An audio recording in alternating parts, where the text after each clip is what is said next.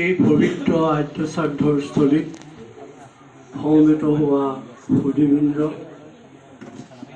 পৰিয়াল পৰিজনৰ সদস্যবৃন্দ, দূৰ দূৰণিৰ পৰা আহি ইয়াত উপস্থিত হোৱা পৰিয়ালৰ শুভাকাংক্ষীসকল, আজি এই স্মৰণিকা শুনি প্ৰকাশৰ দায়িত্বত থকা নেপথ্যত থকা ব্যক্তিসকল সকলোলৈকে আমাৰ তৰফৰ পৰা আন্তৰিক শ্ৰদ্ধা আৰু সেৱা নিবেদন কৰিছোঁ। আজি দেৱেশ্বৰ শৰ্মা ছাৰৰ আদ্য শ্ৰাদ্ধৰ দিন। শৰ্মা ছাৰ আজি আমাৰ মাজত নাই। জগত স্ৰষ্টাৰ পৰম ধাম বৈকুণ্ঠলৈ গতি কৰি তেখেত অতীত হৈ গ'ল। কিন্তু যিখন ঠাইৰ পৰা আৰু কোনোদিন এই দুখময় সংসাৰলৈ ঘূৰি নাহে, কিন্তু বেদান্তৰ দৰ্শন, শৰীৰ হত হ'লেও আত্মা হত নহয়। সেয়েহে আজি আমি এই মুহূৰ্তত জীৱনৰ ৮১টা বসন্ত পাৰ কৰা শৰ্মা ছাৰৰ দেহাৱসানত অনুষ্ঠিত আদ্য শ্ৰাদ্ধৰ ধূপ ধূনাৰে সুগন্ধি সৰোবৰ পবিত্ৰখনত বিদেহ আত্মাৰ সদ্গতি কামনা কৰাৰ লগতে বিদেহ আত্মাৰ চিৰশান্তি কামনা কৰিছোঁ। শোকসন্তপ্ত পৰিয়ালবৰ্গলৈ আত্মীয় স্বজনৰ দুখত দুখী হৈ আমি ইয়াত সমবেত হৈছোঁ তেখেতলোকৰ দুখৰ সমভাগী হ'বলৈ।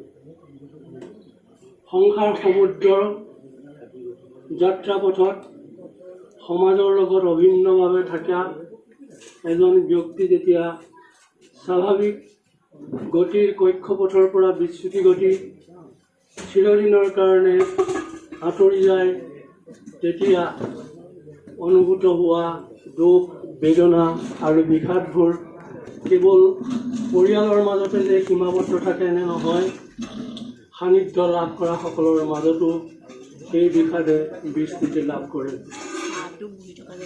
শৰীৰখন তেখেতে বিনাশ হ'লেও গুণবোৰ কিন্তু কল্পনান্ত পৰ্যন্ত স্থায়ী হৈ থাকে।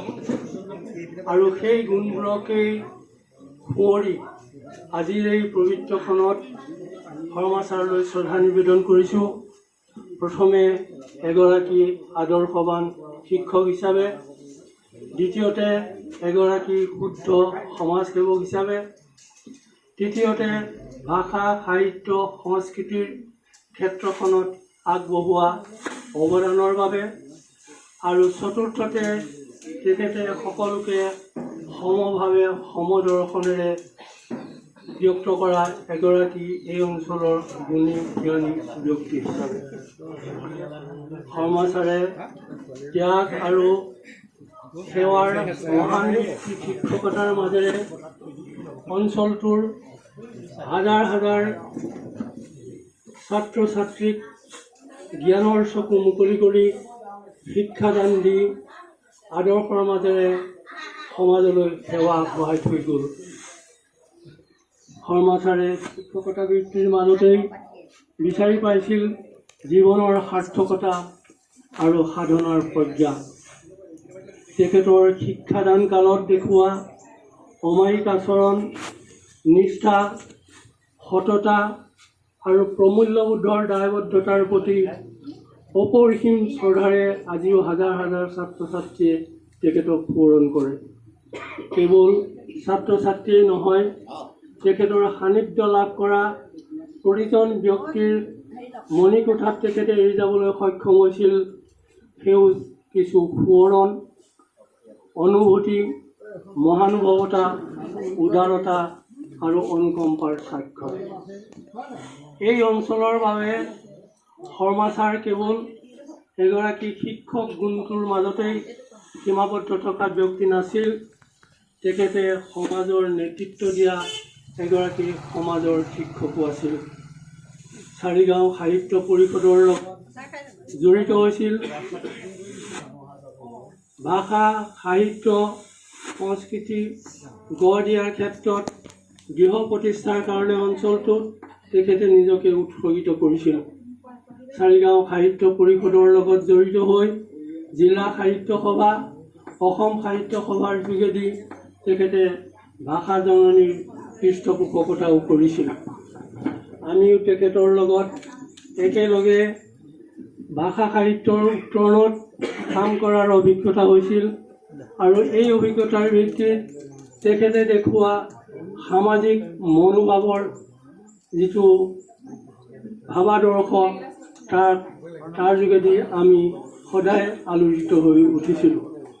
তেখেতে নিজে আগভাগ লৈ যিবিলাক অনুষ্ঠান প্ৰতিষ্ঠান গঢ় দি গৈছে, সেই অনুষ্ঠান প্ৰতিষ্ঠানৰ মাজতেই তেখেতৰ জীৱনবোধৰ চানেকি আৰু স্বাক্ষৰ বিচাৰি পোৱা যাব। আজি তেখেতৰ শুভাকাংক্ষী, গুণগ্ৰাহী আৰু অনুগতসকলে প্ৰকাশিত এই গ্ৰন্থখনিত, স্মৰণিকাখনিত বিভিন্ন লেখা প্ৰকাশ কৰিছে আৰু এই লেখাৰ মাজেদি তেখেতৰ জীৱনৰ ঘাট প্ৰতিঘাত, জীৱনৰ দুপৰীয়া ছবিবোৰ, সুখ দুখৰ মুহূৰ্তবোৰ আৰু কৰ্ম জীৱনৰ অভিজ্ঞতাবোৰ, অনুভূতিবোৰ প্ৰকাশ পাইছে, য'ত কৰ্মচাৰৰ সমৃদ্ধিশালী জীৱনৰ মহিমামণ্ডিত শাশ্বত দিশবোৰ প্ৰতিফলিত হ'ব। আৰু সেয়েহে এখন তথ্য সমৃদ্ধ স্মৰণিকা সমাজ জীৱনৰ সামাজিক মূল্যৱানৰ বাবে অতি গুৰুত্বপূৰ্ণ স্মৰণিকা হৈ উঠিব মই আশা কৰিছোঁ। সেয়েহে এই সঁচা ইতিহাসৰ জীৱন বৃত্ত বিজড়িত এই স্মৰণিকাখনি উন্মোচন কৰিবলৈ পাই মই নিজকেই আন্তৰিকভাৱে আৱেগিক মোহিত, অনুৰক্ত, সিক্ত হৈ উঠিছোঁ।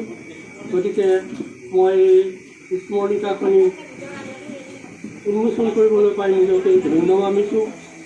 সকলোলৈকে পুনৰ সেৱা জনাই বিদেহ আত্মাৰ শান্তি কামনা কৰি স্মৃতিগ্ৰন্থখনি ৰাইজৰ মাজলৈ মুকলি কৰি দি সেইখনি উন্মোচন কৰা হ'ল বুলি মই ঘোষণা কৰিছোঁ।